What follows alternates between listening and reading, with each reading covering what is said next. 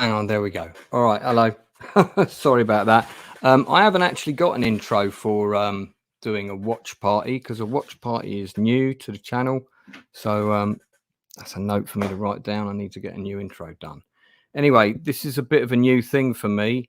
It's also in a new slot because I don't normally stream stuff at this time on a Sunday. But 9 o'clock, which would be Sunday afternoon for people in the States, or late afternoon, depending on which part of the States you're in. Seems like a good time. Now, I'm going to be talking about we've all got guilty pleasures of cheesy movies that we like to watch from time to time.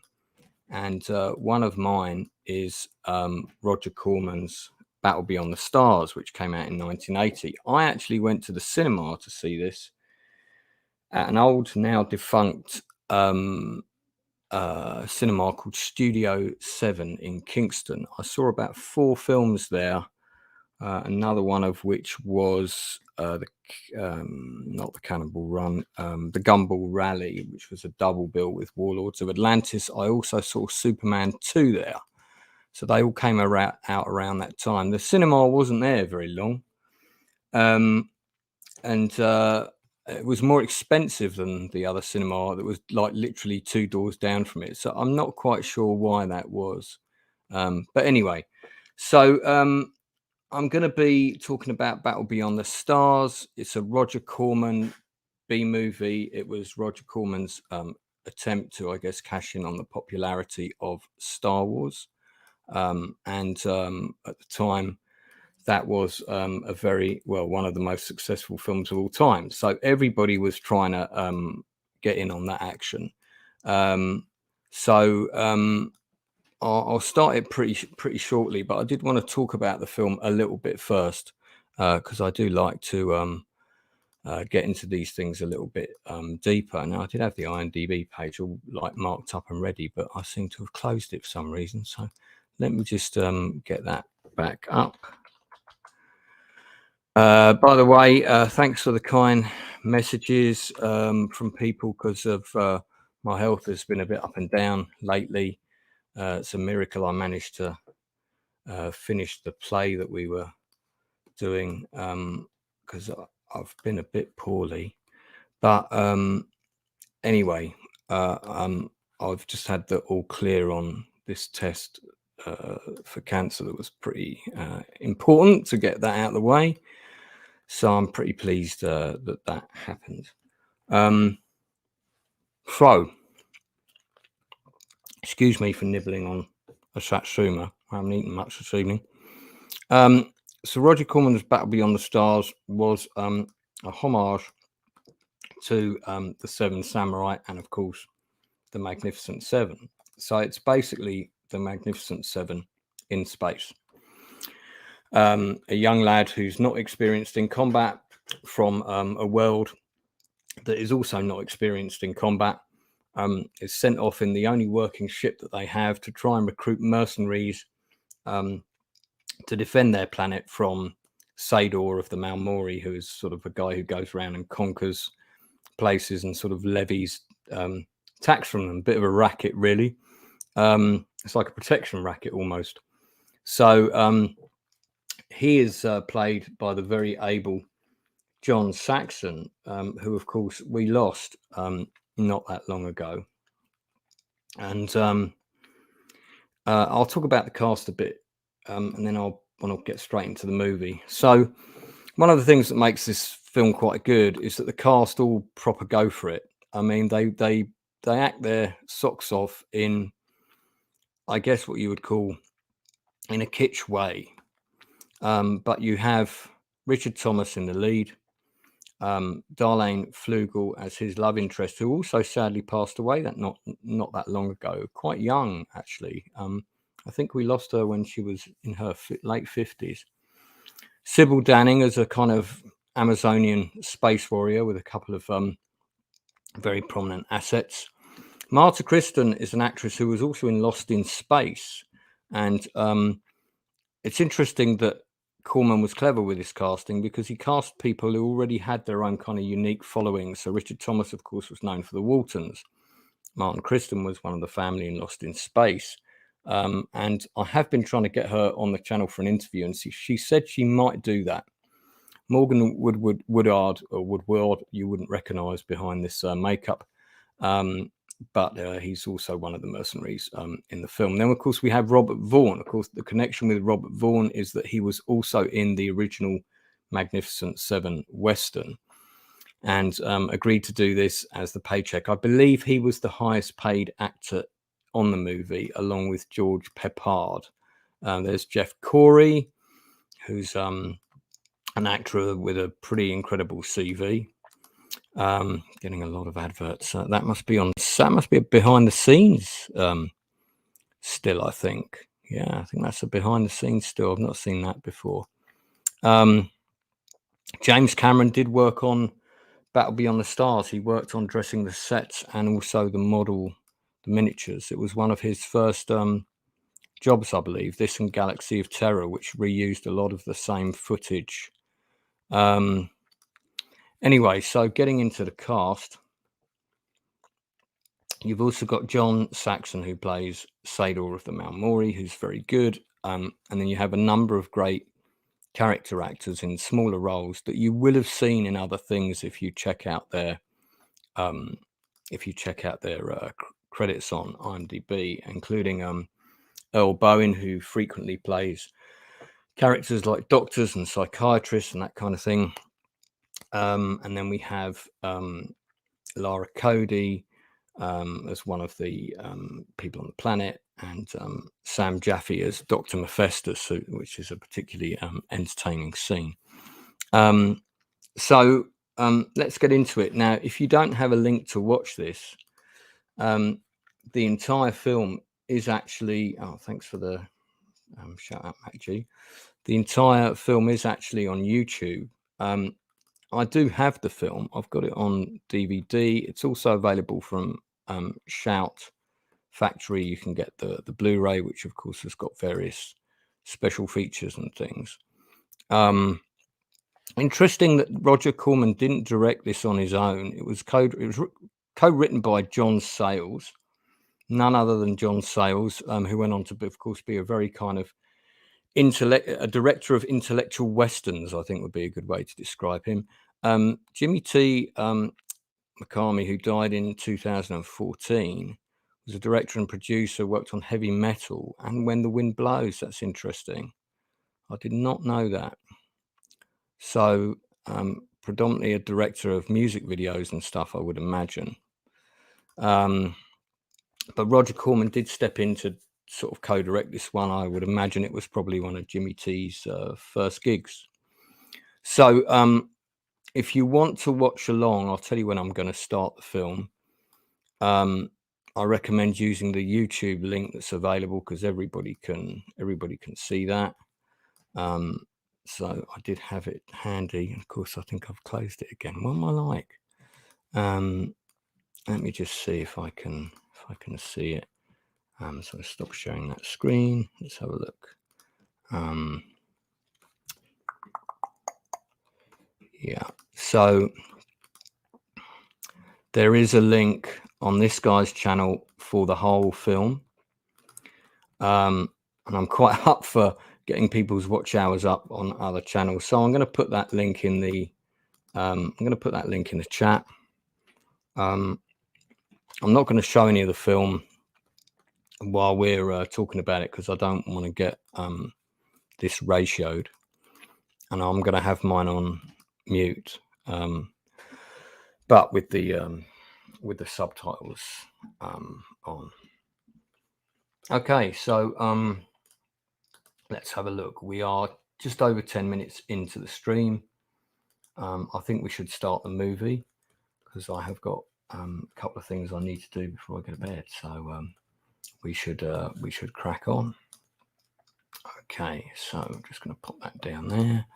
Just a little bit of tidying up here. Let's get rid of that and get rid of that. And I think we're ready to go. I'm not gonna. This is also a commentary, so I'm not going to say nothing as I go through the movie, because I don't think that's I think that's particularly interesting for anyone who's watching. Yeah, okay, so I'm going to start the movie now. So we're on 7 seconds in on that link. So I'm just going to say movie.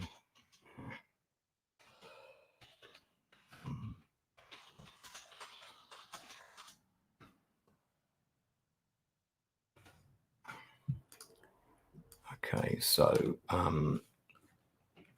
yeah, it's started at like 11:10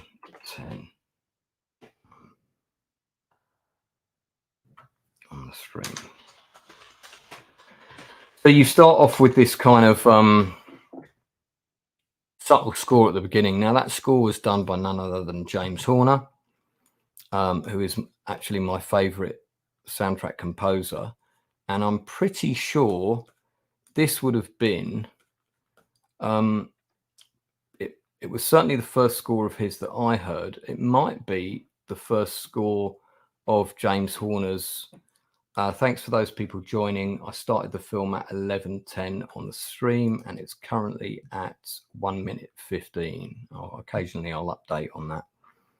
So screenplay by John Sayles, of course. He's gone on to have a fantastic career. So I'm just going to check to see if this was indeed Horner's first score. Horner, of course, we tragically lost in 2015 in a plane accident.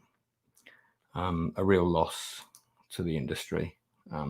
Definitely one of my favorite composers. So his first job, no, it was actually, this wasn't, this would have been, oh, hang on. I'm looking under conductor, composer, let's see. So,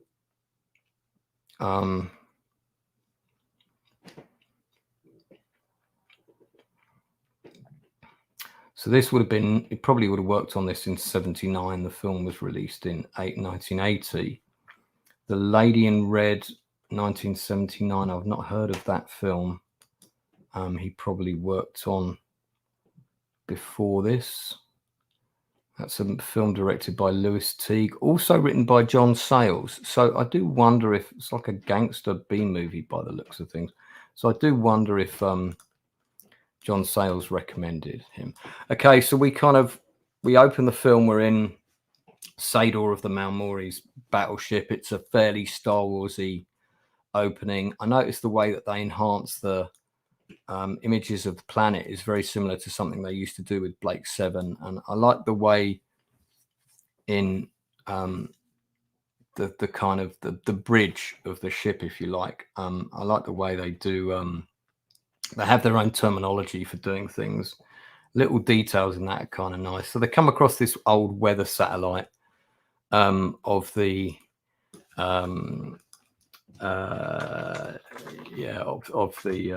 the guys who are on the planet, or the people who are about to be dominators, as it were.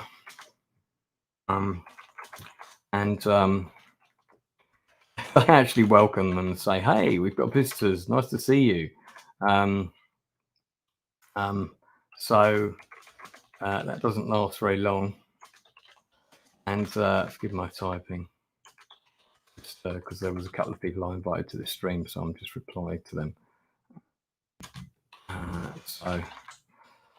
And then they kind of zap that weather station, killing those what looks like a father and son team. That's a pretty sucky job to be on there.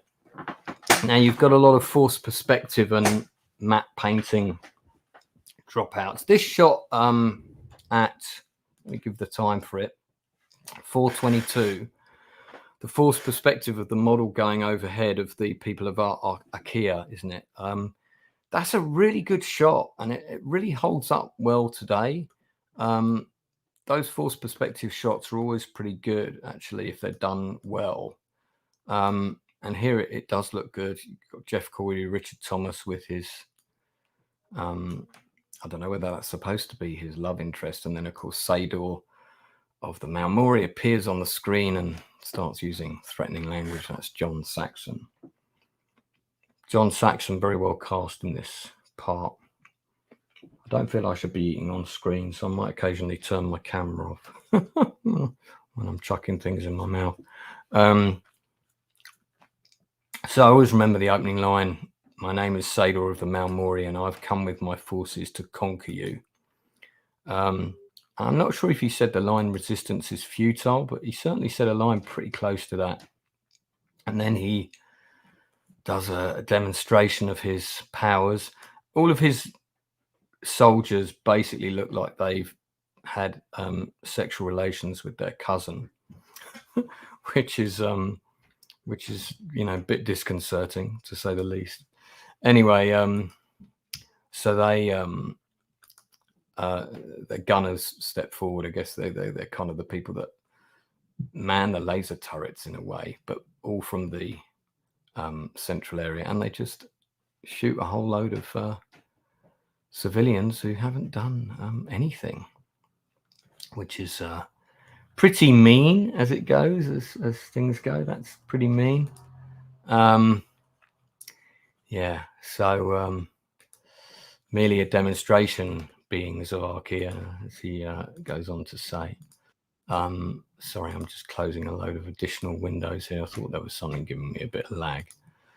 Now, Richard Thomas, this was one of his first sort of big roles outside of the Waltons, which everybody knew him for. And I've read a great interview with him recently, because he's played Atticus Finch in To Kill a Mockingbird on stage. I would have loved to have seen him in that. He's got a very, very, very diverse portfolio of past performances, and it took him a long time to break out of the Waltons mold, but he did. He actually did a fair bit of acting before he was cast in the Waltons. He did 124 episodes of the Waltons from 72 to 1978. Jeff Corey is a veteran stage actor there who kind of plays the Gandalf of the planet, as it were. And he's the one who's saying, "Look, we have to fight." Now, if you look in the background of some of these shots, you'll see that some of the sets, this kind of rock stuff, are actually there's actually curtains that are draped, and occasionally you can see the bottom of them. They're not kind of attached to the floor properly. I don't think it's in this shot, but there's one of those a bit later, and it is a bit of a giveaway, but I don't mind all that stuff in this movie, because it's a movie that, like any Roger Corman film, it thinks big and just like goes for it, which I think is cool. So then you come on to the ship Chad's that Chad's gonna pilot, and it's got a computer. It's got its own computer with its own personality, lady's voice, called Nell. Now, actually, I don't remember who did the voice of Nell in this. Nell's voice was Lynn Carlin. Had she done a lot of stuff? She is still alive, is she? Yeah, she's born in 1938. She's still alive. She's done 60 credits. Last one, 2021. Episode of Consequences. But she didn't work for, after the 80s, she didn't work for a long time. So she mainly worked in the 80s. She had a great voice. She was really good in this as Nell, kind of like a sort of, they don't get along at first. She's not keen on him taking over the ship and piloting the ship. Most of the majority of this film, I think about probably 65% of it, takes place in different cockpits. And so, of course, Roger Corman was quick to cotton onto this. Now, the miniature effects work when Nell's ship launches. I mean, obviously that's a map of the planet, but it's actually pretty good. It's quite well done, and the laser beam shots in this film look very dated, but the the actual shots of the ship and the model work and the miniature work is actually really nice for the most part. So then we've got these two guys, Talo and somebody or other, who've been left behind to keep an eye on the planet and make sure no one leaves. And unfortunately, they spot Chad making his run for it. And so, of course, he's not experienced in combat. And also, so that's the other thing. The people of Archaea live by a code, and the code is called the Vada. And the code of the Vada is that you're not to harm another living being. So that's one of the reasons why these guys, the people that live on this planet, will not stand up and protect themselves. That's why they have to find mercenaries who don't live by the way of the Vada. And actually, I quite like all that as a backstory. It works really well. It's nice that they've actually thought that out, and it's an interesting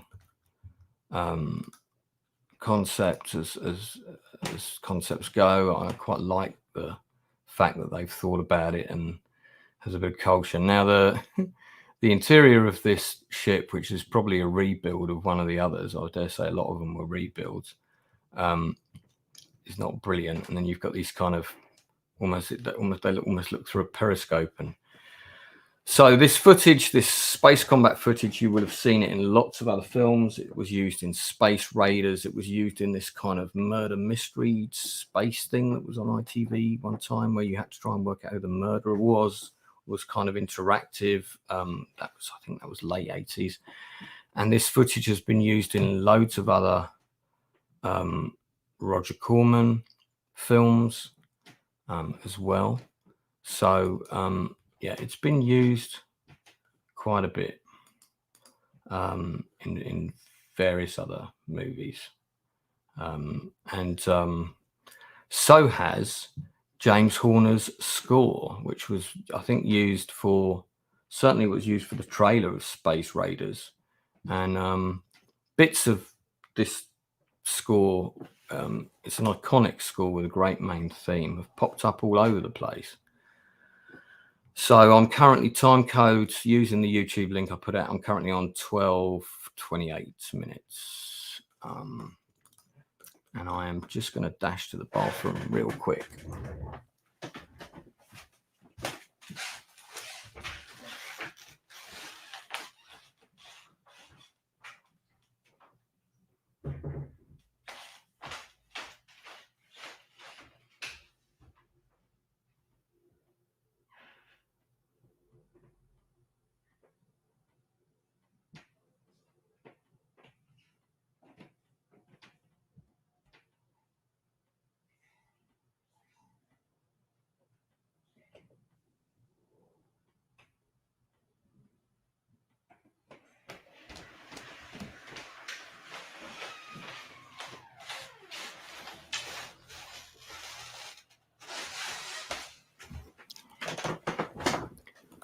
Sorry about that. That's the downside of not having a co-host on your stream.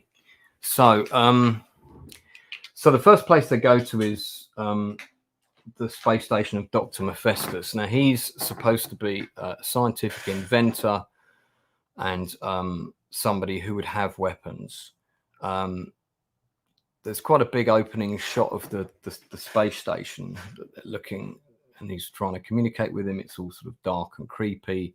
This probably was the biggest model built for the show, because there's a long panning shot of it that seems to go on for a long time. There's a number of inventive things that happen when he boards the station that, again, is really good use of a small budget. The total budget on this film, by the way, I'm just going to have a look, because he definitely spent more money than on a lot of his other films, was $2 million, which for Roger Corman was pretty big back in the day. One of the other things about using miniatures is your DOP needs to know how to film them, and the DOP, the cinematographer, was Daniel LeCambre. I think this was his last movie, so I don't know if he passed away, although there's no date of death for him. But he worked on 3 other films for Corman. So all the miniature work, again, you see the shadows on the ships as Chad's ship comes into the landing bay, and all of that stuff is extremely well done. I think that's all that side of things is very, very good in this movie. Yeah, extremely well put together.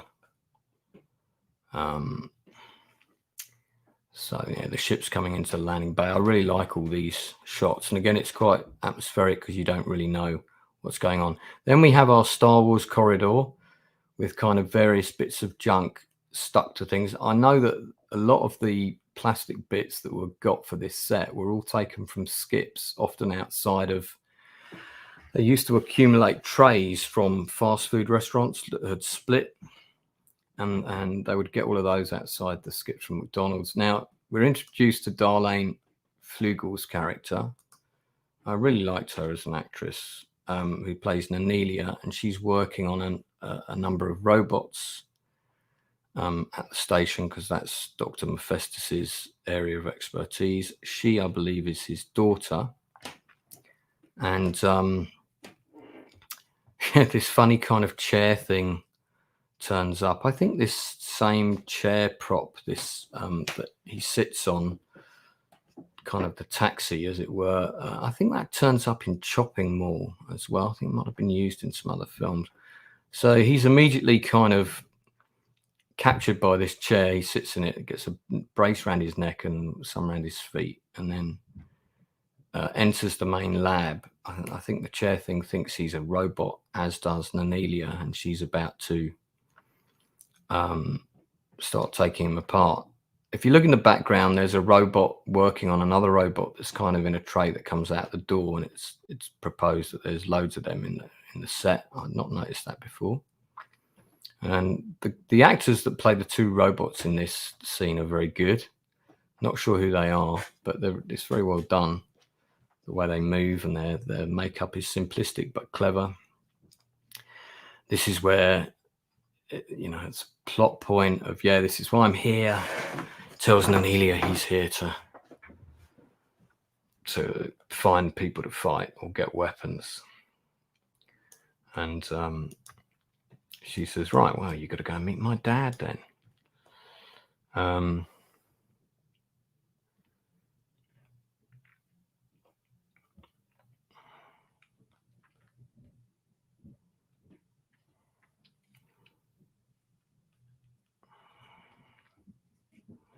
Dr. Hephaestus. Yeah, that's quite a Greek name.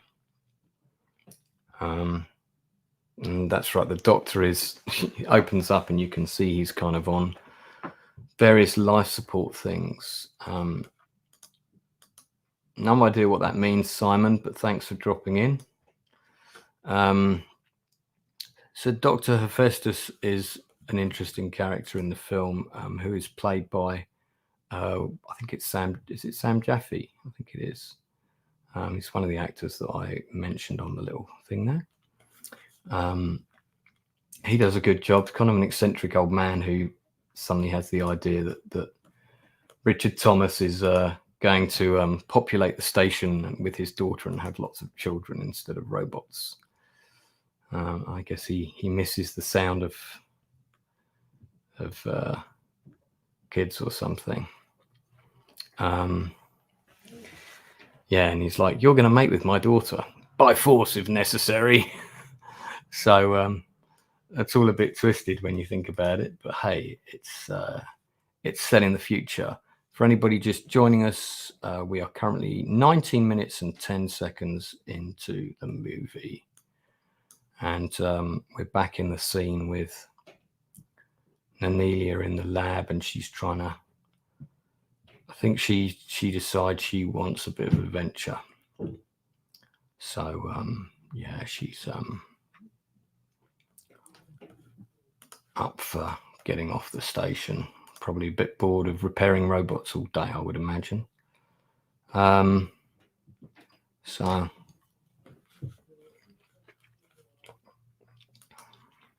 forgive me for eating a satsuma.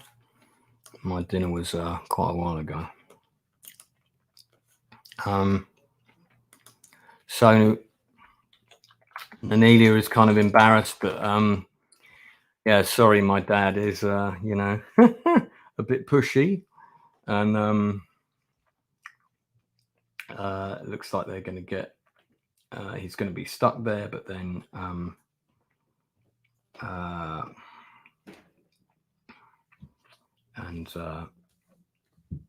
know, so anyway, so now the professor's all happy. This guy who plays this little part as well, I don't know which actor that is, but he's all the actors that are in this, even the ones who do these tiny little cameos, are actually all really good. I think that might be Whitney Rydbeck. Yes, it is. Who was also in Star Trek: The Next Generation, Friday the 13th, Jason Lives. He was acting up until 2007. I don't know what that ginormous lollipop is in the background there, sticking out of the corner of the screen, but that's pretty entertaining.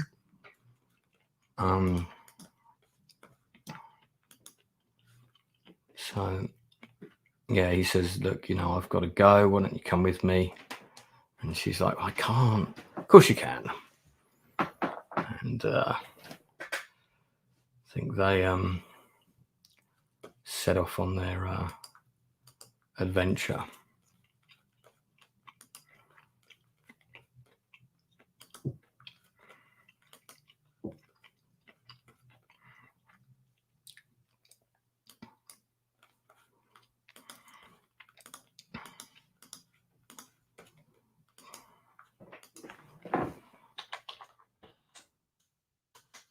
So it's a bit quick, but there's already kind of like a romantic connection between them. I don't know if Chad has not been getting much female interest back home, or what the story is there.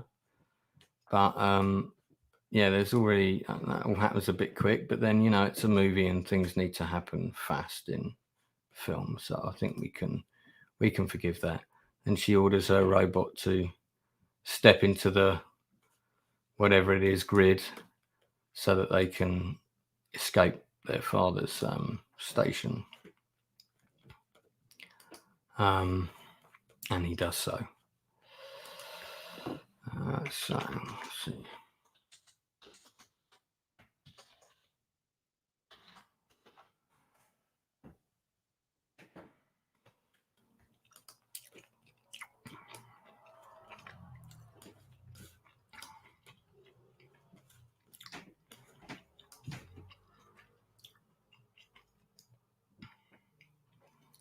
So yeah, she allows him to escape, and of course she's debating, should I come with him, should I go with him? And she doesn't. Moth. She doesn't go in the ship with him, but he escapes. Now the shot of Nell reversing out of the Hephaestus station is actually the same shot as it coming in, played in reverse. That's another low budget technique that was often employed back in the day. Quite an easy one to use as well. So we see Darlene Flugel actually does decide, yeah, I'm going to go. And she's got her own ship. It's quite an unusual looking ship, her ship. Nice shot of it blasting away from the station there. Not like a design I've seen in any other movie. Her bridge set, I'm pretty sure, is the same as Gelt's bridge set, slightly redressed. That we're gonna see in a little bit.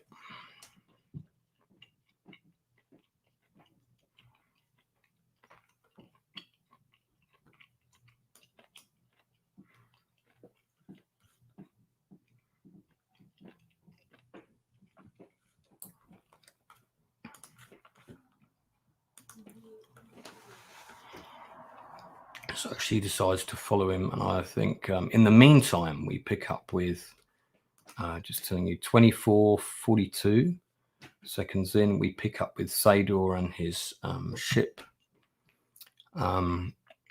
I think they're visiting another planet that was due to surrender, but they haven't. They decided to fight. So now he's going to punish them. And the big plot point that's kind of revealed earlier in the movie is that Sador owns a stellar converter on his ship. Some people may recognize the name of that weapon because it's been used in a few computer games, including Masters of Orion. And it's basically a Death Star gun. It sets a planet on fire. It doesn't destroy it. It just turns it into a sun, converts a planet into a sun, which of course will kill everybody on it. So that's what's in store for them if they don't comply. Now we cut back to Chad in his ship having a conversation with Nell, and Nell's like a little bit jealous because he's met a woman. I do like, there's a lot of things that make this film really commendable, despite the low budget, despite the cheese, and even though it's a rip on the Magnificent Seven, there's just lots of nice little things that really work, like the interplay between Richard Thomas and Chad and Nell. Now we're going to get introduced to George Peppard's character, who literally is a space cowboy and literally is called Cowboy. And his ship, which is carrying a load of weapons, he's basically a trucker carrying some freight, is under attack by space pirates. And this footage has been used in several movies before, including Space Raiders again, I think. Quite a well done little scene, though.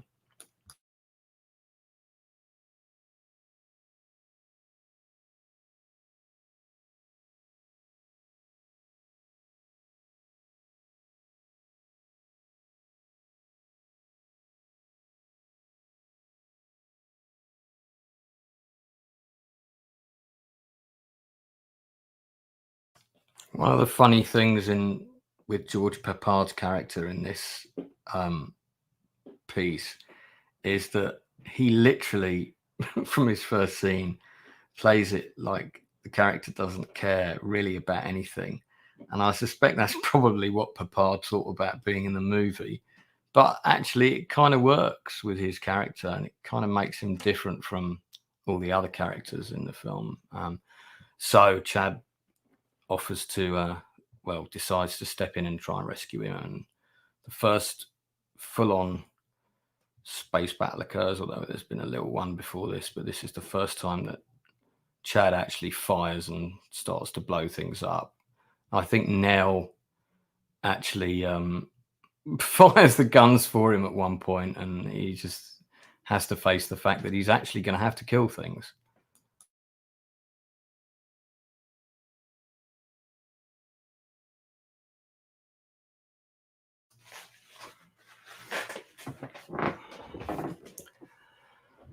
Yeah, and there's still, now there's 2 pirates down, 2 to go.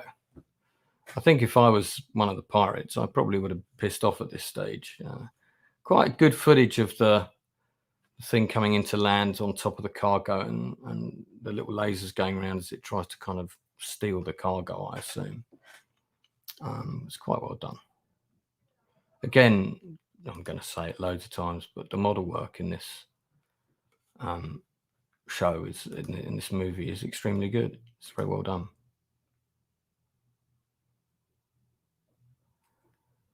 So now, of course, Space Cowboy is in his debt, and their ship's dock, and they have a chat.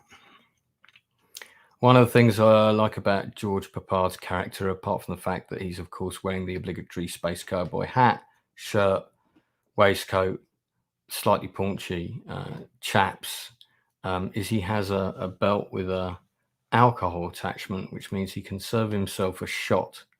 And I think he's got a couple of different things on the belt, like a couple of different flavors or whatever, and he can serve himself that stuff at any time. So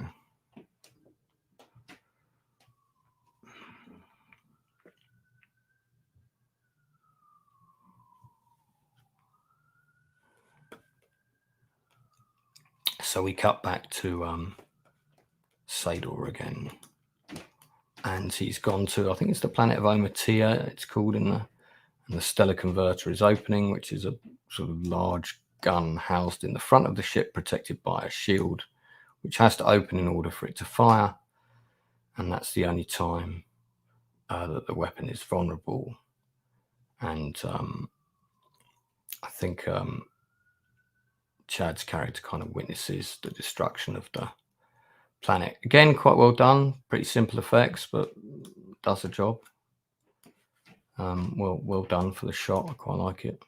Like the shot of the door closing down with the model of the gun inside and just blocking out the new sun as it does so. I think that's well done.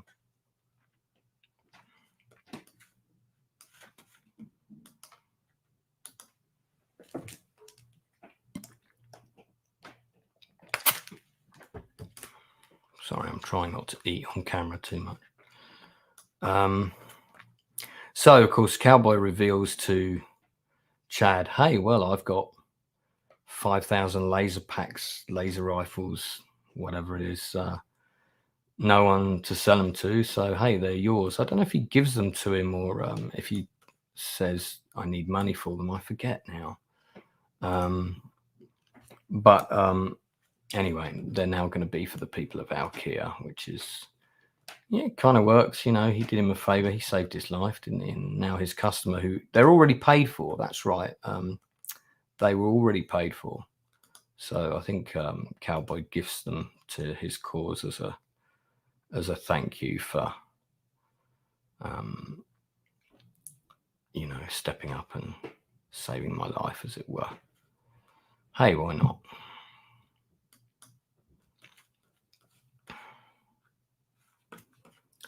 So,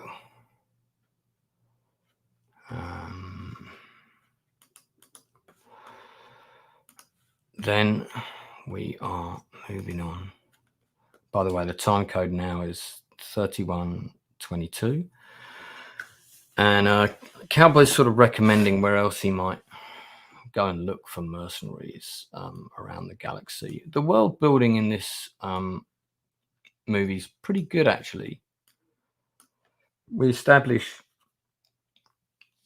you know, fairly early on that no one else has got a ship like Sador, and that the other ships that you see in the film are sort of, you know, they're fairly antiquated for the most part. There's a couple that are unusual. We're going to meet some of them later.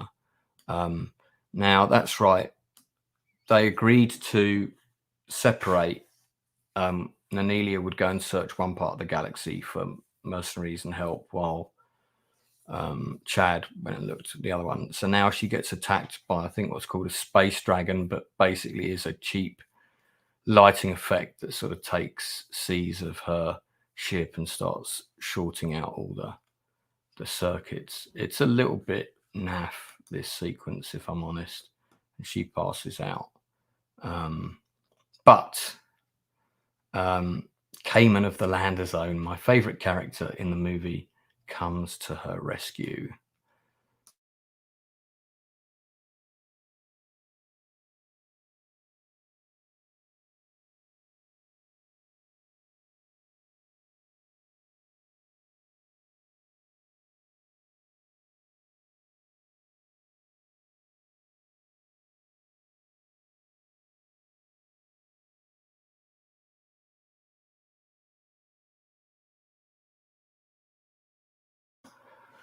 So Nanelia comes round and she's hanging from the ceiling, trussed up like a turkey, in another fairly low budget looking set. And now the actor who plays Cayman of the Lambda Zone is Morgan Woodyard, who passed away in 2019 at the ripe old age of 93. What a veteran actor. If you want to see what he looked like in something you might have seen him in, that's Fire Creek now. I mean, he's got a lot of credits. He's 128 acting credits. One of the last things he did was The X-Files. He kind of retired in the late 90s. But he's got a very, very interesting background in theatre, film, and television. Did a lot of westerns, and now he was also in he was in Cool Hand Luke. That's right. I don't remember him. I mean, I remember this character, but I did not realise he was in Cool Hand Luke, and there he is.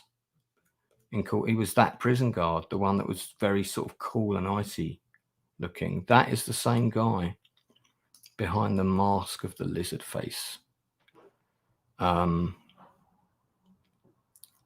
so great actor. I loved the character, and it turns out that, of course, he's a bit of a nasty guy himself. Cayman of the Lambda Zone, the last of his kind.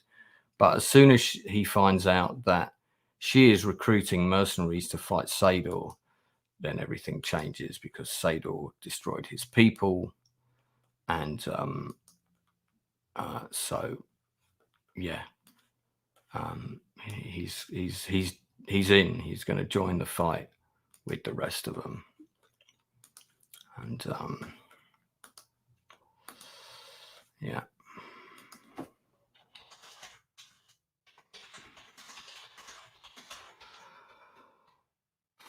So, typing a friend of mine's show quickly on Twitter there, forgive me. Yeah, so she's kind of, well, you know, if you're going to join the fight, could you cut me down, please? So you've got the Kelpin, who are these two little bald guys who serve as Cayman's. I guess they're kind of like his flight crew, but you don't really see them flying the ship of his. But his ship's kind of cool. Quite like his ship. It's got a mouthpiece at the front, so it swallows up other smaller ships, a bit like in Spy Love Me. Yeah, George Papard. Well, most of the cast actually have passed away. Robert Vaughan we lost a couple of years ago. Now we're coming on to the appearance of Nestor. Now they have a ship. This is 36 minutes in. This is the group of aliens led by the actor Bowen, isn't it? Earl Bowen. A very talented group of actors that play Nestor. John Gowans is also one of them. And John Gowans is still alive. He was also in Star Trek the Motion Picture. I've seen him in quite a few things, actually. He's got 78 acting credits, just did an episode of Night Court. And he plays one of the key guys in Nestor, in the Nestor ship. And the Nestor ship is basically a series of, it's manned by a series of clones. So there he is. That's John Gowans. The leader of Nestor is Earl Bowen, who is another great character actor who you would have seen in loads of stuff. He frequently plays psychiatrists, doctors, this kind of thing. So that's not one. I need to get rid of that blurb tonight. There we go. And you see him a bit better now.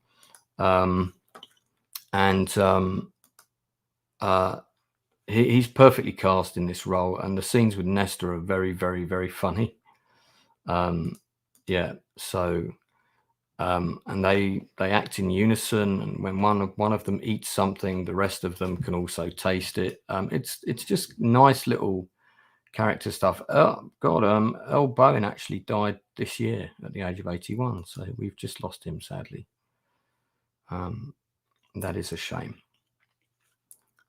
But he's very, very good in this. I like the Nestor characters, and they get to do some interesting things in the film, which we'll see later. So, and they kind of see joining up his cause as a sort of a bit of an experiment. So that it strikes me that they're I guess you would call them a sort of a team of scientists for their alien race, and they tend to they approach everything very, very scientifically in the show. I quite like that. I like their characters full stop. They're a lot of fun. I think after Cayman, the Nestor are my favorite of the 7 people that well, there are 6 actually, because Chad, Richard Thomas's character, is technically the 7th member of the cohort of mercenaries who agreed to fight for the Akia. So meanwhile, we cut back to the 2 guys left on guard, Talo and Kalo, or whatever their names are. Or I think actually one of them might be called something else. Forgive me, I can't remember their names. Is it Daco and Yago? That's right. Richard, played by Nate Esserforms. It's an unusual surname. I'm not sure I'm pronouncing that correctly. He passed away in 2013. I believe he was of Mexican origin, but mainly brought up in New York. And Richard Davalos, who played Yago, passed away in 2016. God, you certainly would not recognize him if you saw him. So they're a bit bored. So they decide to go and interrupt this wedding on the planet. And they think it'd be a good idea to steal the bride. It's quite funny that there's 2 quite good looking men playing these 2 rather ugly people. So they they get, again, good shots with matte paintings and stuff in the background, but well done. And they basically come and kidnap the bride, and we get to find out a bit more about that later. Again, you didn't really need that scene. It doesn't add anything to the plot, but it's fun, and it kind of also shows the sadistic nature of the Malmori. I think it's great. Now, this is when we're now time code. We're at 40 minutes, 17 seconds in. This is when Chad decides to go to the planet to basically recruit more mercenaries. And this is the planet where lots of them were said to hide. So it's going to look for these assassins. However, unfortunately, the place is no longer what it was, and turns out to be a little disappointing. Again, there's some funny bits in here where he goes into what's an old bar, and he tries to. There's a machine where you can pick. I'm guessing what would be sort of love, the equivalent of a love doll, but it's like a good-looking robot to entertain you. And these places are called. It's like a secret place that's hidden under the earth, and it takes him a while to find it and get in there. And of course, everything in there is knackered. And when he tries to activate one of the robot servicing machines, it doesn't quite look like its picture, which is quite funny.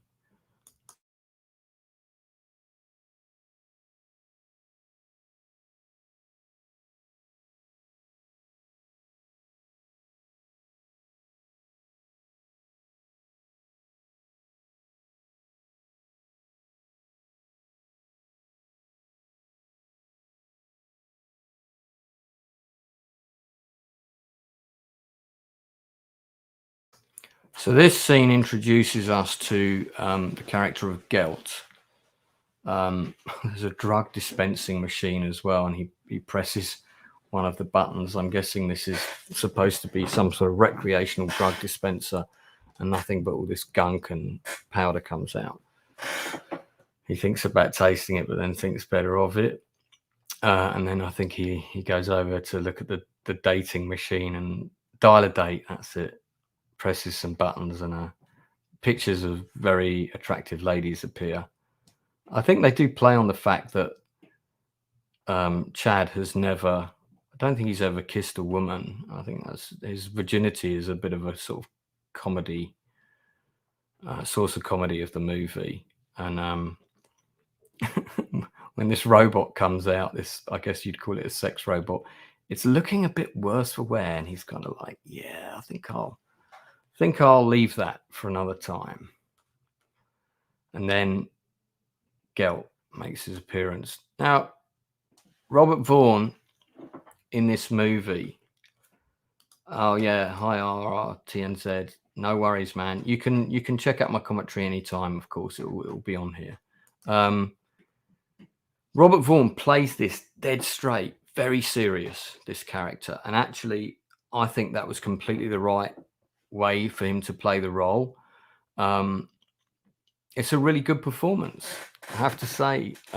It's not dissimilar to his character in The Magnificent Seven, except that they've eliminated that guy was actually suppressing a lot of fear.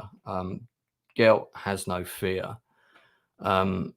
What he's got is he's got all the riches he ever wanted, but he's such a big wanted man in the galaxy that he can't go anywhere to spend any of the money. So he strikes a deal with Chad and says he just wants a meal and a place to hide. It's a long time since he's been able to walk around freely. So yeah, he plays a great character. I like him as an actor. I saw him in the street when he was doing 12 Angry Men. It was not long before he passed away, and he looked very frail. And as much as I wanted to go up and tell him what a wonderful actor he was, I thought I shouldn't. And I went to see him in 12 Angry Men, but he must have been ill, because the night that I went, his understudy, who incidentally was very, very good, was on that night.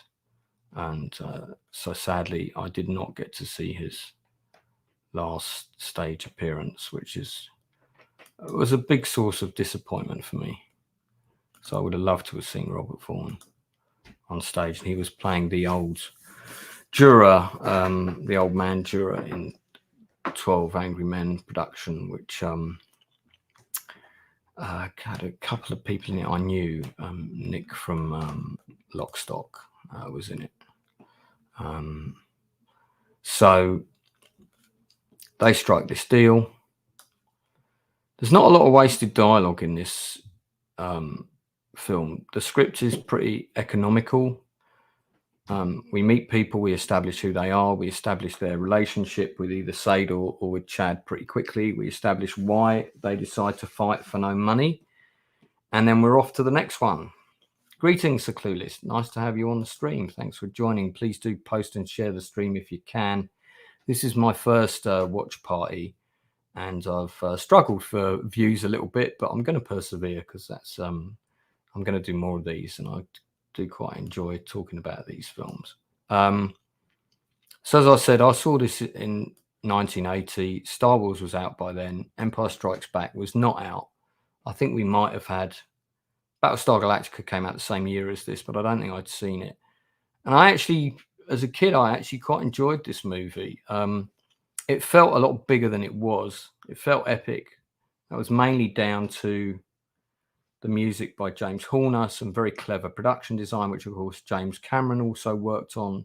He did some work on the models, and he did some work on some of the sets. So now we meet the character of St. Exmon, who comes from a race of Amazon warriors.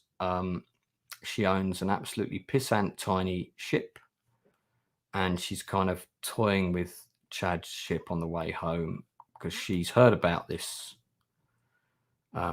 battle and she wants to join it. I'm just trying to remember the name of her.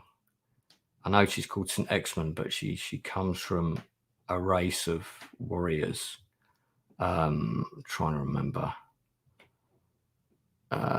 St. Exmon of the Valkyrie, is that right? I thought she was called something else. Yeah, I mean, her ship is incredibly small, but extremely fast. So again, all the ships in this film have different characteristics. Sybil Danning, it was funny because they shot her cockpit scenes so that she basically had to lie back. And if you want to see what I'm talking about, the first one of those comes just after 47 minutes in. And she has this costume that's designed to accentuate her girls, as they're known, her cleavage, shall we say, to maximum effect. And I know that that's one of the main things that a lot of the critics were talking about when the film came out. Tut, tut, tut, tut. I think her character's actually pretty cool in the film. She is still alive. I'm trying to remember what I first saw her in. But this role in Battle Beyond the Stars actually did her a lot of good. She then did a lot of B movies, including Chained Heat, Malibu Express, Howling 2, Reformed Schoolgirls, which I definitely have not seen. And she also did a little role for Quentin Tarantino in one of his Grindhouse trailers, which of course was used in another movie. She played a role in a drama film called Jump, loosely based on the Houseman murder case with Patrick Swayze. I haven't seen that film, but that sounds interesting. British-Austrian drama. Martin McCutcheon's in it as well. I've not heard of this thing. Anyway, she joins the... I don't want to go down too many rabbit holes here. Let's stick with Magnificent Seven. She joins the... not Magnificent Battle Beyond the Stars. She joins the entourage. And now at 49 minutes in, we're kind of... The ships are all at their kind of meeting point. Their rendezvous, if you like. And Gelt doesn't really want anyone to know who he is, so he only talks to Chad or just speaks on the radio, but hangs back behind everyone. He doesn't want to be recognized, or his ship even. Again, kind of cool.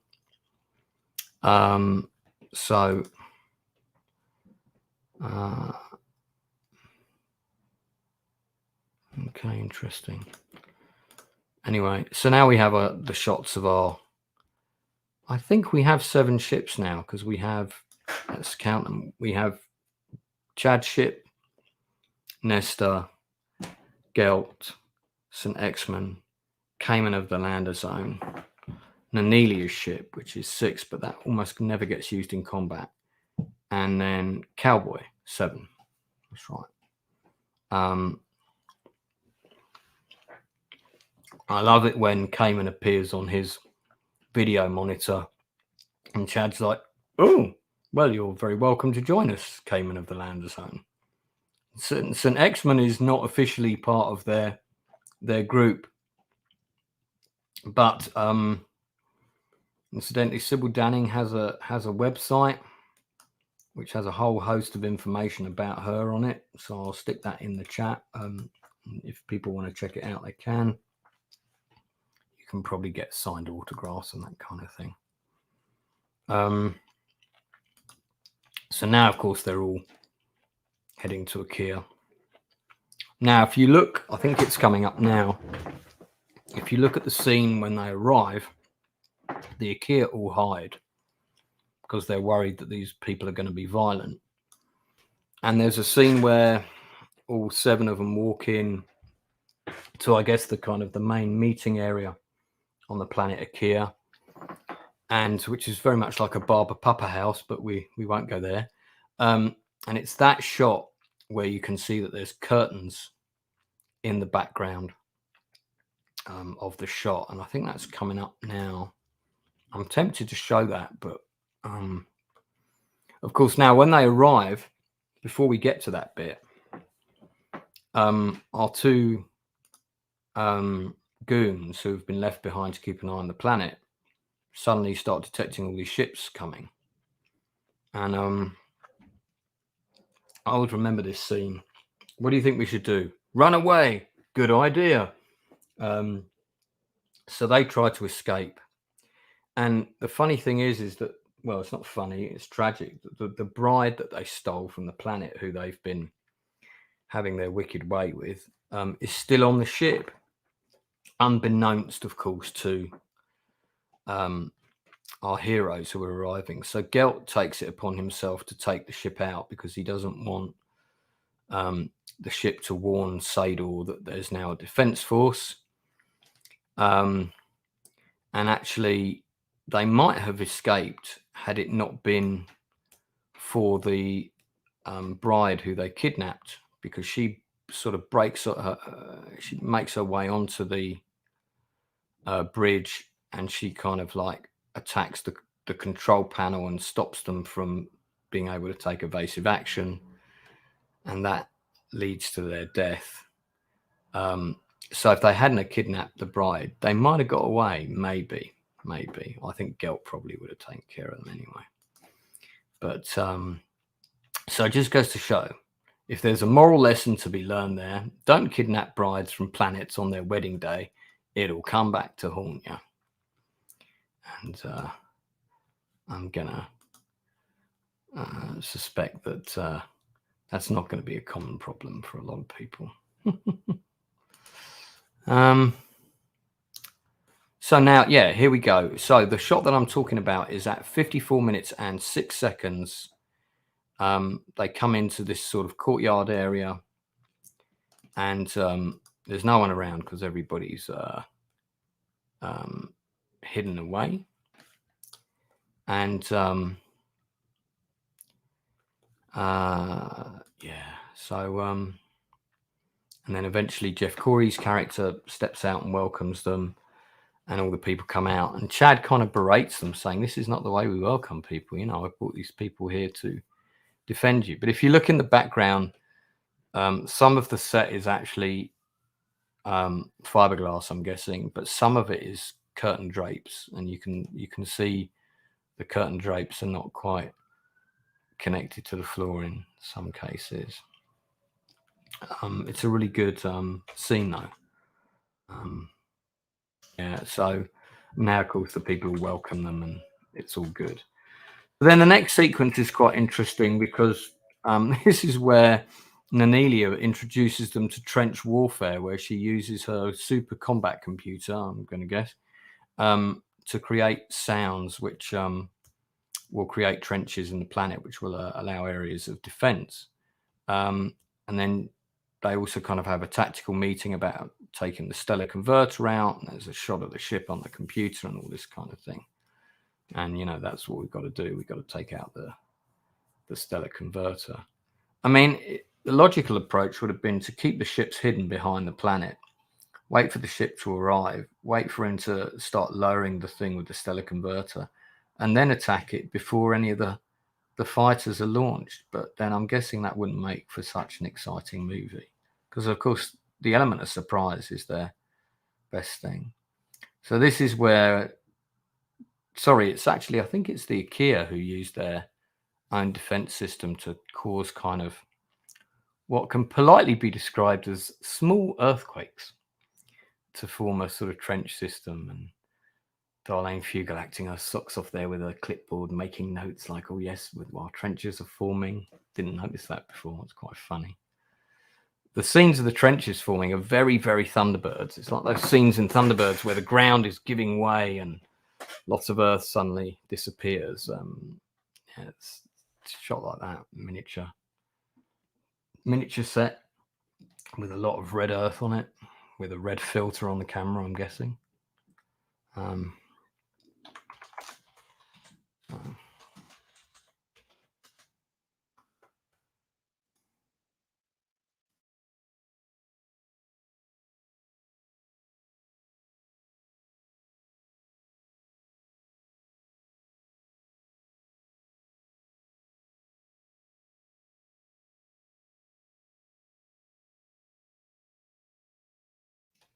So Marta Kristen plays the character of Flux, and she has like a little scene there where she flirts with Cowboy, and he sort of, I guess, effectively introduces her to alcohol. Then we have a scene with Sybil Danning, who is essentially talking to, or St. Exmond, to use her character name, sorry, is talking to Nanelia about sex. It's quite funny because this is a kids' film. And she said, "Oh, you know, I'm going to teach you how to charge his Falungo and thrill his Snoozenhausen and all this. It's all very like sci-fi, childish language. But I mean, it's obvious that basically the Amazonian experienced warrior woman is going to teach the virginal Nanelia, you know, with all the tricks in the sack, which is a bit of a subplot that we probably didn't need. It's kind of funny looking at it now. We're back on Sador's ship. He's getting ready to arrive. And for those people watching, we are now 58 minutes into the stream. I'll just put that in the chat quickly. Of course, there'll be a lag, so it'll probably be off slightly. Now, Sador's number one on the bridge is, see if I can see who that is. Oh, that might actually be Richard Davalos, because Tembo and Kalo, I think, were in the ship. One of the other Maori is a guy called Rob Rees, an actor called Rob Rees. He is also still alive. Only 20 acting credits. But yeah, he's still around. Now we now cut to a scene with Nanelia and Chad talking about, you know, what it's like to fall in love and this kind of thing. This is Rob Rees, who played another one of the Maori, just to show you. Got a good face for it, has to be said. Yeah. Okay, and so yeah, this is kind of the romance scene. Horner kind of changes the music. Darlene Fugel goes for sort of maximum weepy Disney eyes, like, well, maybe we should kiss, you know, this, and they smooch. And it's funny because I've never been into, even when I was younger, I was never really into blondes, but I have to admit I did quite like Darlene in this, and she did a great film. Not many people have seen it, which reminds me I must do a stream on it. Let me make a note of that. Did this great film with Tom Hanks and Jackie Gleason called Nothing in Common, and it's a really, really good movie. I've actually got the vinyl soundtrack to it down here. I just saw it just now. I won't get it out because we don't want to go down that rabbit hole. So now we cut back to the planet, and there's kind of a sort of meeting. Everybody's getting ready. Cowboy's taking charge of the ground defenses, so he's going to be literally in the trenches with the people on the ground. And he's playing his xylophone, and it's all a bit like the scene in any Western before the big attack, really.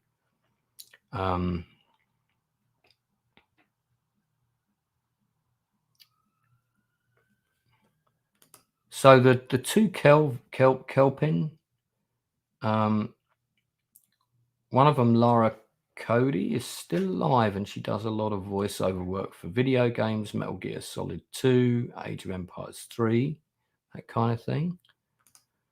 And the other one was Larry Myers.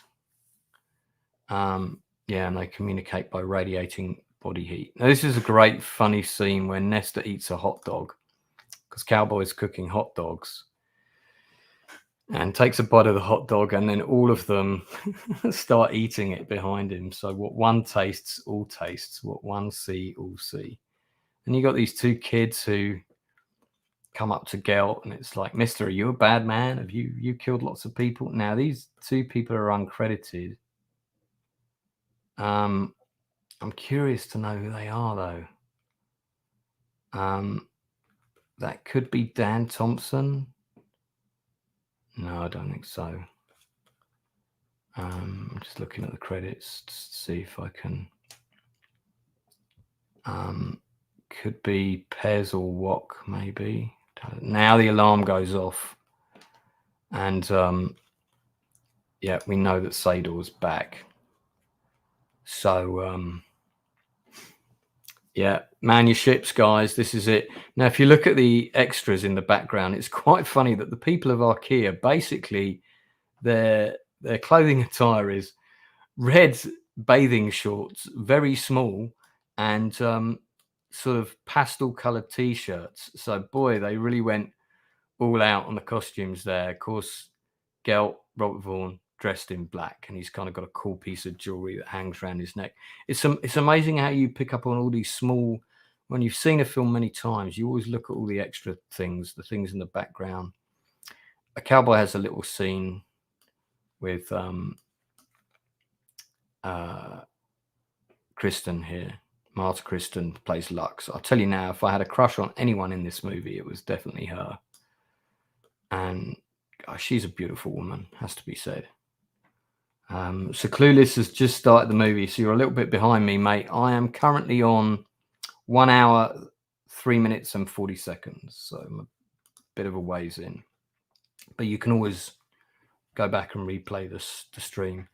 Love this scene where Cowboy takes a big drink and she's like, "You forgot the mixers or whatever," and he's like, no, I didn't, because he doesn't want to water the drink down, so he knows he needs a stiff one.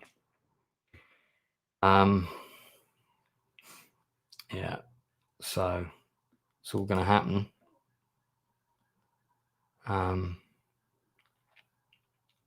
It is all going to happen.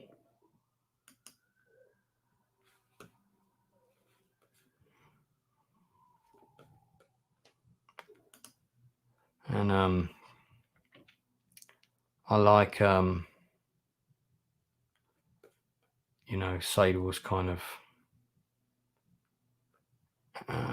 attitude here, launch the fighters, this kind of thing, because that's right. St. Exmond's ship arrives kind of like a diversion to lure them in. Not a bad tactic, but I think a better one would have been for them to all stay hidden until the Stellar Converter came out. But like I said, that wouldn't make for a very good film. It's quite funny when you cut to the Memori fighters. It's just this guy with a helmet on in a really simple set going like this, like he's playing the piano to fire the lasers. There's not really, is that all you got to do? It's like you're playing a video game. Just press it as fast as you can, So yeah, it's pretty funny.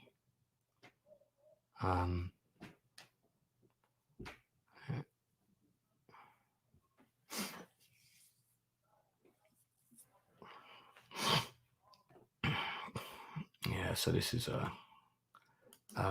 she lures them into a down towards the planet's surface, and then the other ships pop out, take out 2 of the fighters. I can't remember I think it is established in the film that Sador's got a certain number of ships. And hey Rennie, great to see you here. Yeah, the 2 guys in the weather ship are very friendly at the beginning.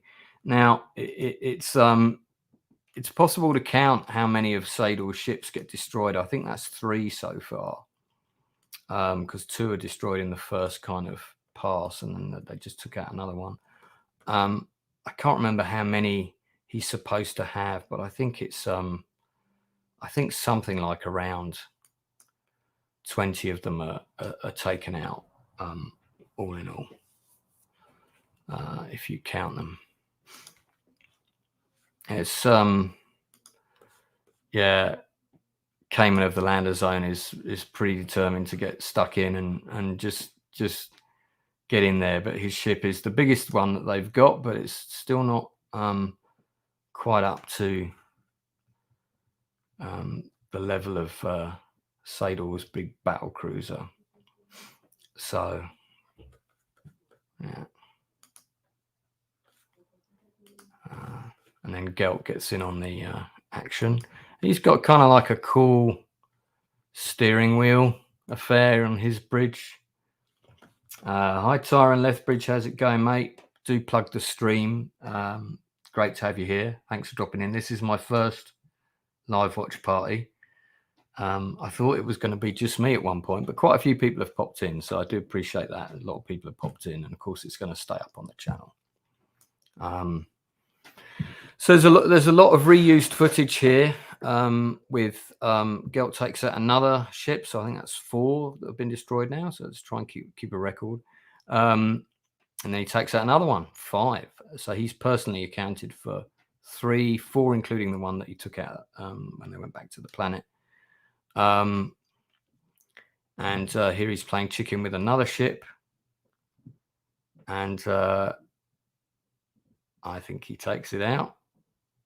Oh, I think he does take it out, but I think he takes some damage. Yeah, so that's 6 ships now. Now, the other thing Sador's ship has is these kind of like nuclear missile things that tracking missiles. And they're represented by these little kind of red special effects. Quite good, actually. They chase after them. So Chad's got a couple on his tail. In fact, he's got, oh, that's right. And he comes round behind Sador's ship and uses it to take out one of the engines, which is quite cool. And that causes some major damage to the main ship. Oh, Gelt is still there. I think this is where Gelt gets damaged. So for people watching, we are now at 1 hour, 9 minutes and 9 seconds. Yeah, when Gelt goes in to attack the main ship, you've got a gun tower there, which is very, very similar to the gun tower from Battlestar Galactica. I'm pretty sure, actually, it might be exactly the same one, and they actually just shot it and refilmed it with a different laser on it. Yeah, so Gelt's ship is damaged, and he's get a shot of him going down. Quite well done, actually, that shot of it all in red. Quite like that when that's done. And he's heading down. So yeah, it's pretty. Now, in the meantime, we cut to a very good shot there of the ground forces landing. They've landed a sonic tank. And it's yeah, it's really it's going to be a really interesting time for the ground forces. It's quite well done. I like the costumes for the Mamori ground troops. They're very Blake 7 kind of sort of gas masks and a lot of black PVC or leather. But the Akia use a lot of tricks to compensate for the fact that they're not very experienced by doing things like luring them into different sections, and wall sections come down and they take them out. Now, it's quite interesting here that there's a shot coming up. I remember it well. Here we go. Wall comes down and they trap a load of them and kill them, that was cool, that sequence. There's no consistency in the color of these laser guns, by the way. Sometimes they're red and sometimes they're pink and sometimes they're blue. And now we're back to pink again. So, you know, I don't know what was going on there. Maybe someone had taken a psychedelic or something and was having fun with their coloring. The sonic tank comes in. Now, this whole sequence is actually quite barbaric. It's quite brutal. There's you're cutting to shots of people with their ears exploding, blood running down. For PG, it was a pretty serious scene. I was surprised they got away with that shot of the blood coming out the ears, but I guess because it came under sci-fi, that's probably why they let it go. I like this whole sequence, and there's one bit where it cuts to everybody's kind of, you've got a panning shot of, and the main counselor gets killed, of all these wounded people, and you can see they're really badly injured, and it's very it's like the anti-war moment of the film, really. Here we go. So the shot I'm talking about in the film is 1 hour, 12 minutes and 15 seconds in. And it's showing, the young Akia, they're not really bred to fight. And they've taken quite a battering. And they're exhausted. They're already, their morale's already low. So the Kelpin volunteer to step forward and take out this sonic tank. Because they have no ears, which is quite a good way of getting rid of it. If it's not going to affect your ears, then that's quite helpful, isn't it? So they step out in front of it, and it's quite interesting that they blow the tank up, and then these two guards come running around, and they turn to them, and the heat from their bodies actually disintegrate the two guards, who essentially disappear in kind of like Disney-like stars, which is quite fun. And that's them done.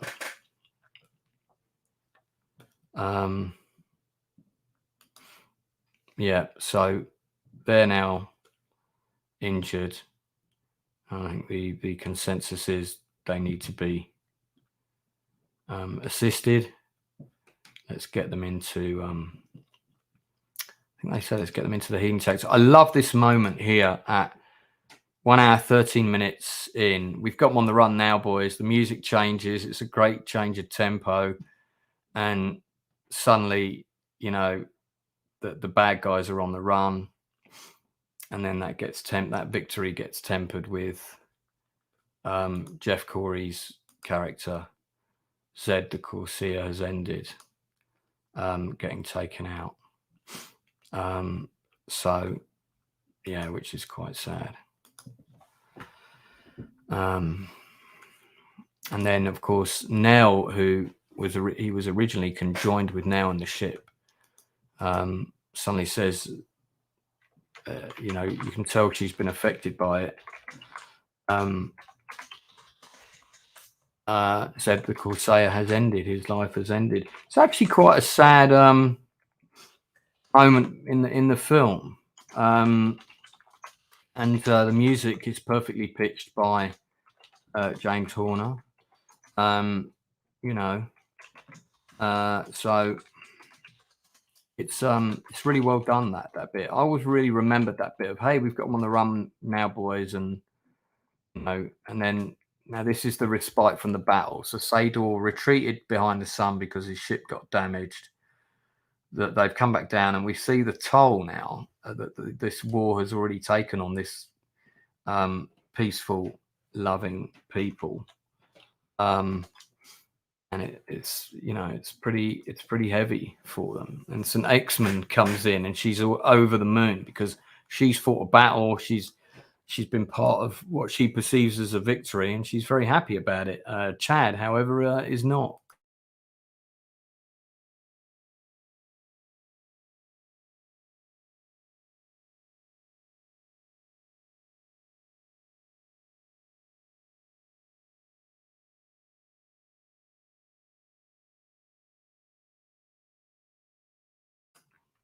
So far up to this point, the only one of the Magnificent Seven that they've lost is Gelt, whose ship we know crashed. And I think this is the scene coming up where Chad goes to see him. He's injured. And again, you know, for a B movie, Roger Corman, it's a film with a lot of really nice moments and some clever dialogue. So he goes to see him, and the doctor, guess he's the doctor, gives it that kind of, you know, no, he's not going to make it. And so they have this really nice scene, Richard Thomas and Robert Vaughn. Robert Vaughn's makeup in this scene is basic, but quite well done for a low budget film. And it's very much like, no, sorry, I let you down. And then I always remember this line where he says, prepare a meal and then bury it with him. And the guy says, why are we doing that? That was our agreement, a meal and a place to hide. And that way they fulfilled their obligation to him. Hey, Brogu, how's it going? I've got 5 people watching now. That's great. Thanks for tuning in, guys. Do share the stream if you feel inclined. Running time, we are now at 1 hour, 17 minutes, 30 seconds into the film. And Gelt, the first of the Magnificent Seven, I'm just going to call him that, has passed away, and he's lost his ship. So we are now down to 6. And they're going to have a meeting about what they're going to do next. And the consensus is that, you know, they need to do something else rather than take Sador head on with their ships. So Nestor, we find out, had agreed for one of their number to be captured. And the reason that Sador has lived so long is because he constantly replaces his body parts from other aliens, and he's got sort of like scars and stuff on his face. So there's a great scene here which, by the way, John Saxon is having the time of his life with this scene. This is at 1 hour 18 and 30 seconds in, and the guy playing the Nestor, who's the actor I mentioned earlier. It's not Carl Bowen, it's the other one, and he's the Sador's doctor is called something really stupid, like he's called something like Dr. Mean or something, it's the equivalent of that. And basically what they do is they kill Nestor because they take his arm, and the shock is too much. And I'm trying to find this doctor character. I could put the sound on, but I don't want to do that. It's a really silly name. Somebody in chat will know. If you're watching the film, tell me the name of Sador's doctor, because it's like Dr. Payne or something. Anyway, now he's had an arm attached to him because Sador's arm was starting to die because it's a replacement.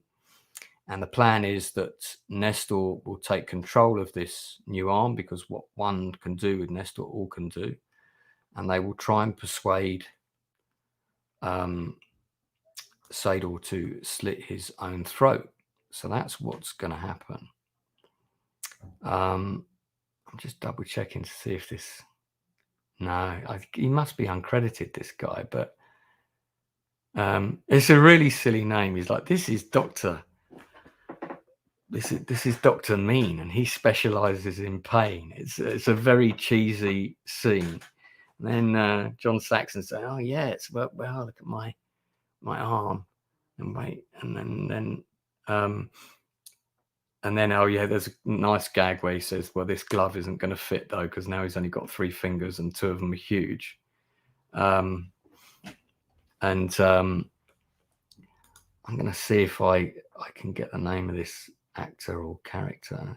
Anyone in chat who's watching, if you because I've got the sound off at the minute, I haven't got the subtitles. I could put subtitles on, couldn't I? But I haven't got them on. Oh, let me put them on. There we go.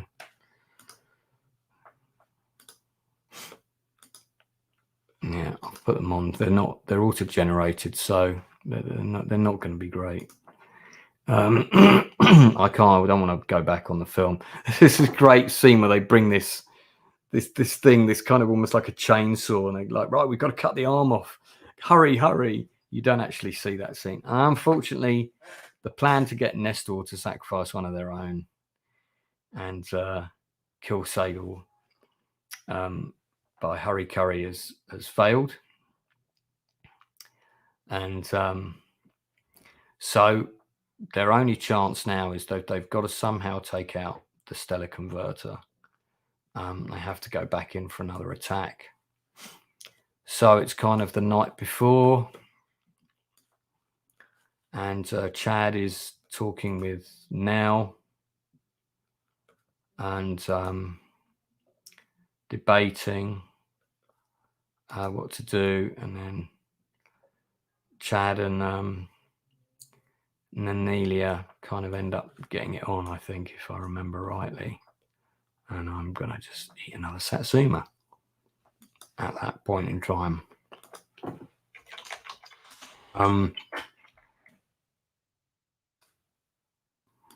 Yeah, and this has got some appropriate music. Again, from James Horner. And it's a piece of music you'd hear him reinvent for other romantic moments in other movies.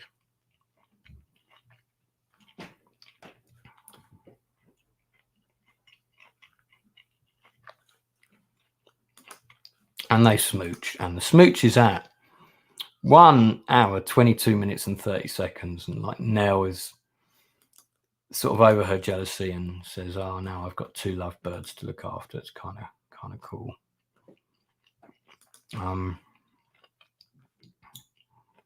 Yeah. Sador has survived. He's now got one arm in a sling, but he's angry, and now he's determined to attack the planet and set it on fire. So he launches his remaining fighters. A bit more footage we've already seen again. And I don't like the design of the fighters. They kind of look like these kind of cross between a fly and a beetle, but they're a little bit shy, and they only film them from about 2 or 3 different angles.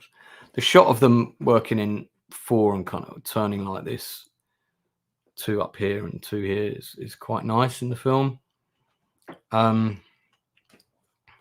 So now everyone's back and having a crack at Sador again, and they're going to try and do what they can.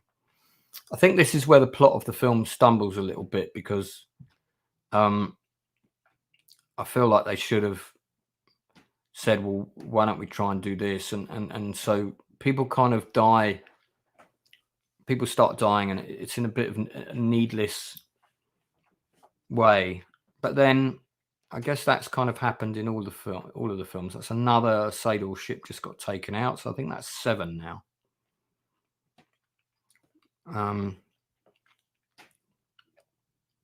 And they're going after St. X-Men, but she's too tiny. Well, her ship is tiny. She is not. TNTV is here. Thanks for popping in, man. Battle Beyond the Stars watch party. I want to say also, I do like that. I really like the kind of animal design of Chad's ship. It kind of looks like a deer.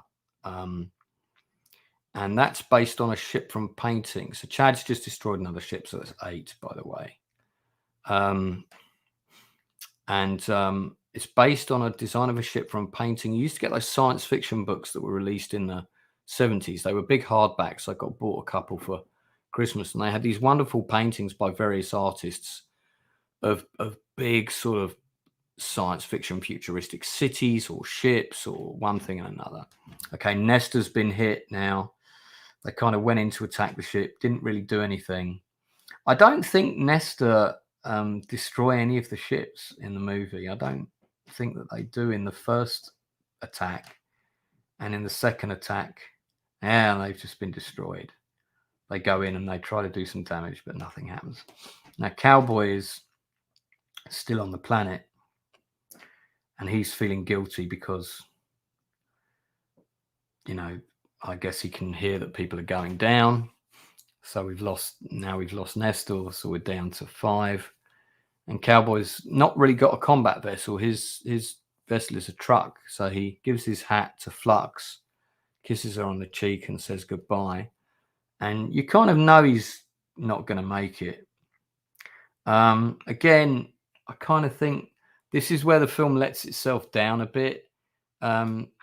Characters kind of start dying without justification.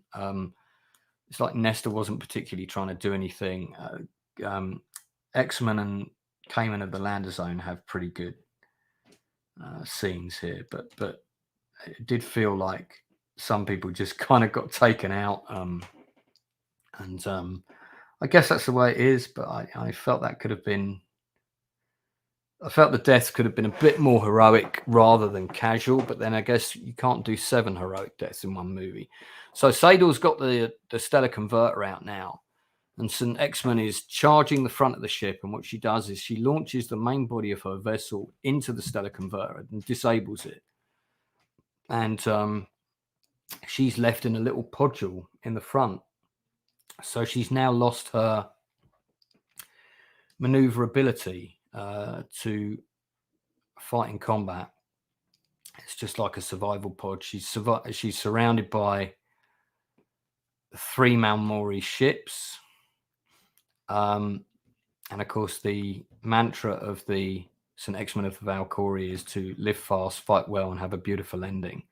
She blows up her ship, destroys the 3 ships around her. So that is now 12 of the Malmori fighters that have been taken out. I think it's 12. And Chad says That's what she wanted to do: live fast, fight well, and have a beautiful ending. So Sador now, his ships are called drones. He says, recall all the remaining drones and let's fall back behind the sun. He's trying to retreat because he's feeling vulnerable. Stellar Converter is down. He's lost a lot of his ships, but his main ship really hasn't taken that much damage. Cowboy's now launching off in his kind of little feeble ship, polite way of describing it. So Cayman of the Lander Zone now decides to attack. Again, it's a bit of a weak scene.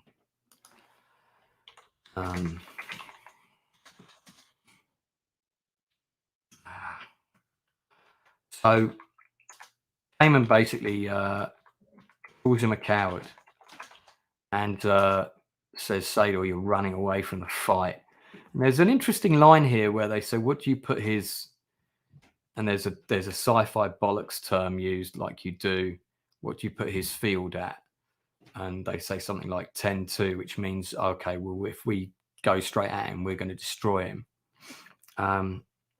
So they turn around. So he does, Cayman of the Lander Zone does serve a function here. He stops Sador from retreating, getting into a position of strength. In the meantime, Space Cowboy turns up with his weedy gun and is firing at the ship. Hey, and he calls Sador a son of a bitch, and it's all very American. Again, we've seen this footage in a lot of movies, and it's quite funny that his gun is operated by another thing that comes down on a wire. It's presses the gun like this. It's very PlayStation. He destroys another ship, so that's 13. I think he might take out 2 actually.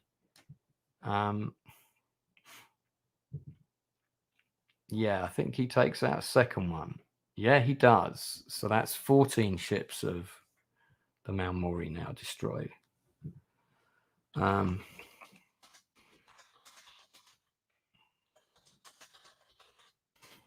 And then they launch a load of the red nuclear missiles. Yeah, do you know what? So Clueless, I noticed that earlier, that it's got a Confederate flag on it. That would not be allowed now. That's interesting. And then he's also got some Southern characteristics. I kind of liked the idea of him being this sort of old Confederate, and it fits with his personality, but of course not with modern sensibilities. So yeah, he gets attacked. His ship is now spiraling out of control. That shot of the ship spiraling out of control is also in Space Raiders, and also a few other low-budget sci-fi films. It's been used again and again. Cowboy's going down. He's rolling up a cigarette and getting his xylophone out. We are now at 1 hour 31. Not long until the end of the movie. Brothers, get him, George. Yeah, well, he took out 2 ships, so he did pretty well considering. And now,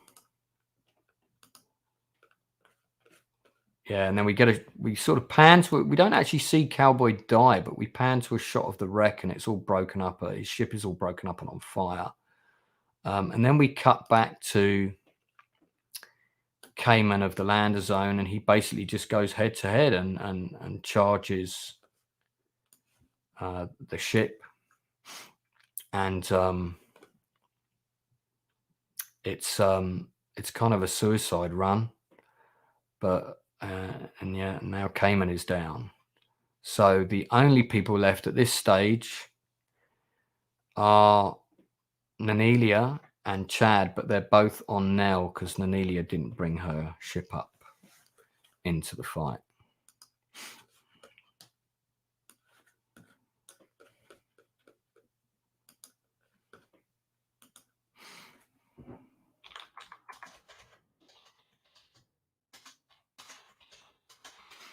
So they want to. Chad gets all brave and I want to run at him.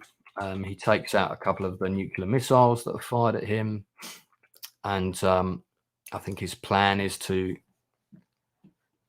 get one of the missiles to follow him and get it to land, if I remember rightly, into the front of the ship, but I could be wrong about that.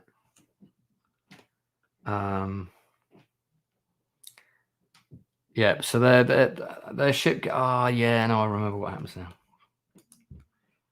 Yeah, it does look a bit like one of the creatures from Land of the Lost. So their ship gets damaged. It's kind of disabled,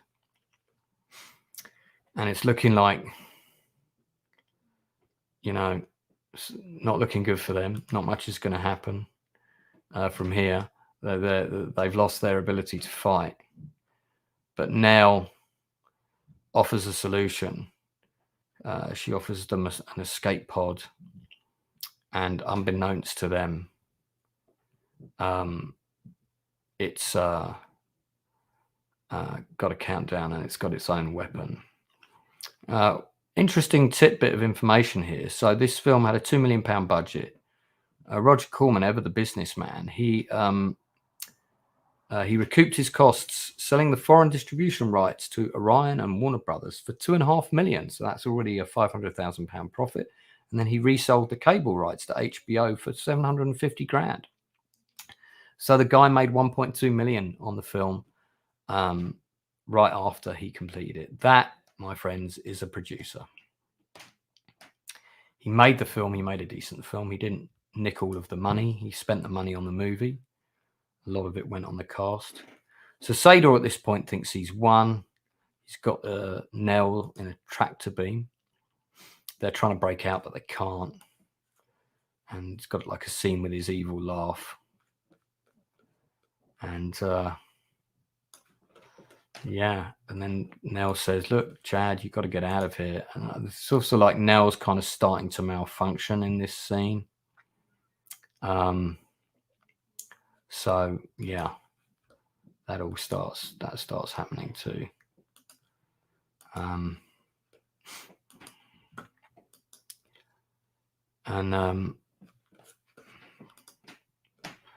So actually at this point, they decide to deliberately get their ship even closer.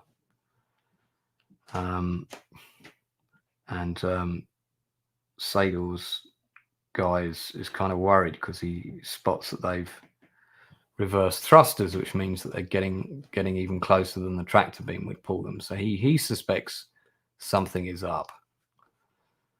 But of course, Sador is a bit too confident at this point, so he does not listen to him. And so yeah, now they're going to go and board the vessel, and they want the people taken alive. Nice big shot of the bridge there. The bridge set for this is quite cool. I think it's the biggest set of all of the sets. Maybe the trench set was slightly bigger. And this is when Nell actually reveals, "Oh, by the way, did I mention I've got an escape pod?" No, you didn't. That's helpful. Richard Thomas looking suitably grimy. And yeah, and then she gives him a 30-second countdown, but she starts malfunctioning. And at one point she's like 30, 25. Oh, no, hang on a minute. You know, stuff like that. So, yeah.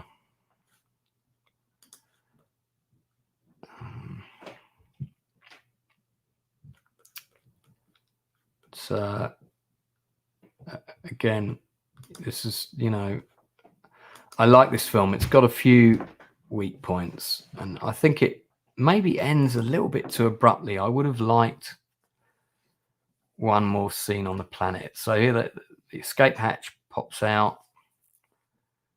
Sador commands them to surrender. So, and then suddenly they realize, oh, this explosion of the ship has hit the converter access, which means everything's going to overheat. We're all going to die. But no, I want to live forever. Cuts to shot of the bridge exploding. And now that model, by the way, the model of this ship turns up in Battlestar Galactica. It's part of the fleet in Battlestar Galactica. So I don't think that was the full-size model that they were blowing up there. There was probably more than one built for the film. Maybe there wasn't. And maybe it's just the shots that are reused. Because I guess the ship could be composited into the shot with all the other ships.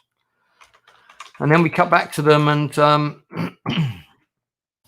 can't quite believe they've pulled it off. And she's like, but what about St. Exman and Cowboy and you know, and he's well, Kira believes that no form ends until all lives that it has touched has ended, and now they'll always be with us, and they're part of a Kira forever, or something like that. And then it's like, but and that's the end, you know. I think then we just like straight into the yeah, and it ends. Oh god, we don't even get the end credits on this. So yeah, boom, straight into end credits. That, my friends, is no, that is Battle Beyond the Stars. And look, it's a great B movie film.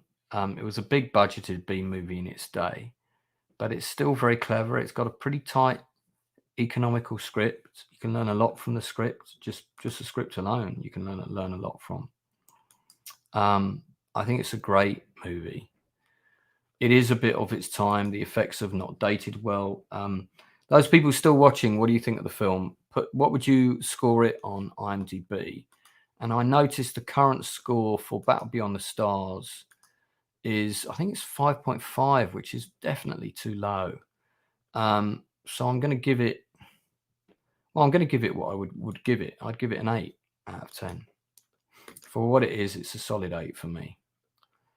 It's not Star Wars, but I mean, it is what it is. Oh, excuse me. Oh, bloody hay fever. It is the Magnificent Seven in space. It recouped five times its budget, and depending on who you believe, certainly got all the budget back. Bless you. Mr. Cause, who I didn't even realize was watching, gives it a 7. I think that's a very reasonable. I think because I saw it as a kid, I give it a stronger rating because it holds a special place of affection. Samuel Schwager, who I also didn't know was watching, gives it a 7 out of 10. Guys, if you're new to the channel, thank you so much for joining and subscribing. I'm nearly at 2,000 subs. Really appreciate it. I'm going to be doing one of these. I think the next one of these I'm going to do, by the way, guys, is let me get the soundtrack out for you. The next one of these, the next watch party I'm going to do is another guilty pleasure. Not exactly a low budget film, but it's still low budget-ish. Is going to be this. Invasion USA. This is a personal guilty pleasure of mine. I've actually got the Blu-ray of this, I have to admit. And I'm looking forward to doing a stream about that. It's an absolute nuts bonkers film, but I love it for a whole host of reasons that I'll talk about when I do the stream. Mr. Cool says he hasn't watched it in a while. May need a rewatch. I think, again, it all depends when you saw it. If you saw it as a kid, you probably hold it in higher regard. But the thing I've noticed about this film, and I think it's for 3 reasons. It's very rewatchable, and it's rewatchable, one, because the score is definitely the heart of the movie. James Horner's score is amazing. It really propels it. It's the first score that he was really well known for. The second thing that makes it work are the cast. Extremely well cast. Everybody's game. Everybody's up for it. It doesn't matter that it's a silly film, you know, a kind of silly sci-fi movie, but they all just play it dead straight, which I think is really good. And then the third thing about the movie that makes it work is the script. The script is very economical. It does the job. It is a complete reworking of the Magnificent Seven, but it's actually got some interesting and original and fun ideas. Samuel's pointing out the designs of the ship. I agree. The model work still holds up well. The laser's a little bit ropey, but the model work and the back projection shots when Sadal's ship first arrives, I really like that shot. I think it's still a great shot, you know. Yeah, I saw it on VHS. I had it. I do love The Last Starfighter. I might do a live watch of that. There's constant talk about that having a sequel or being remade. I'd love to see a sequel. I don't need a remake. I'd love to see a sequel. I do not need a remake of The Last Starfighter. Brogu gives it a 7 in honor of the Magnificent Seven. I think that's a good shout. Yeah, but it's fun. There's a lot of fun in it, and tonally, it's kind of it knows what it is, but it also has a serious message in it. If you look, you have to look quite closely. But you know, it has got a kind of war is bad, war has consequences. Kind of, you know, that shot where we pan and we see all the casualties. Tonally, that's a real shift from the rest of the movie, the fun sci-fi romp element. But I don't mind it. I think it strengthens the film rather than weakens it, because it raises the stakes and it says, look, guys are going to get killed, or people are getting killed. You know, we've got to win this. It happens at the right time. We don't need it anywhere else in the movie. So I think of the lead cast, I suspect young Mr. Thomas, not so young, he's 72, I think, recently. I can't believe he's 72. Only him and Marta Kristen are probably, I think, are only the two main ones who are still alive. Marta Kristen, who's a fantastic actress, as I said, she may come on our channel. She looks really glamorous. She was also in Lost in Space, the original Lost in Space.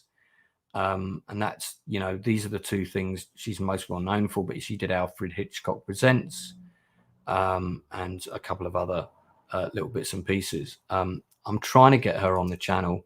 I have had a conversation with her, so it may happen. We'll stay, you know, we'll stay optimistic. See what happens, you know.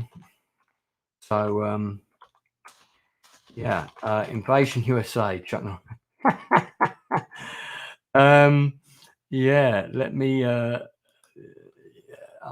now, well, it'll be interesting to see what people score Invasion USA when I do that. That will be interesting. I'll be interested to see what people score that.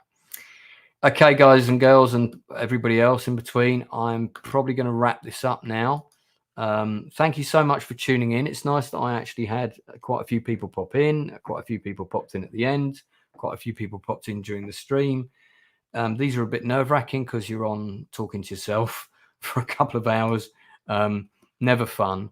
I always try and get co-hosts for everything, but sometimes I do have to do streams on my own, including my weekly roundups. I'm back on Tuesday with Matthew Holmes and the Inside Man again, and we're doing Wyatt Earp versus Tombstone.